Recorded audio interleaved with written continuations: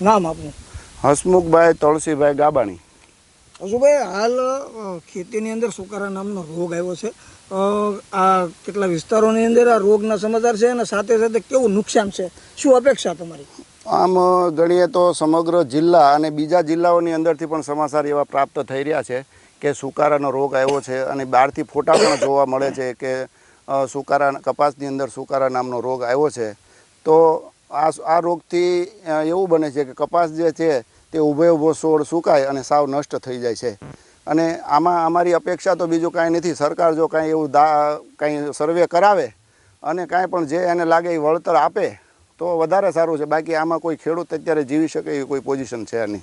શું ભાઈ, આ એક છોડ સુકાઈ જાય છે અને ત્યારબાદ આખા ખેતરની અંદર આ ફેલાય છે એવું કાંઈક હોય છે?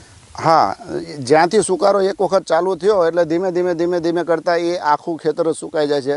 હવે આમાં એવું કોઈ હજી પરફેક્ટ એવું કોઈ કારણ એગ્રીકલ્ચર સાયન્ટિસ્ટો કે કોઈ પણ એવું જણાવ્યું નથી શક્યા કે આ શેના કારણથી થાય છે એમ.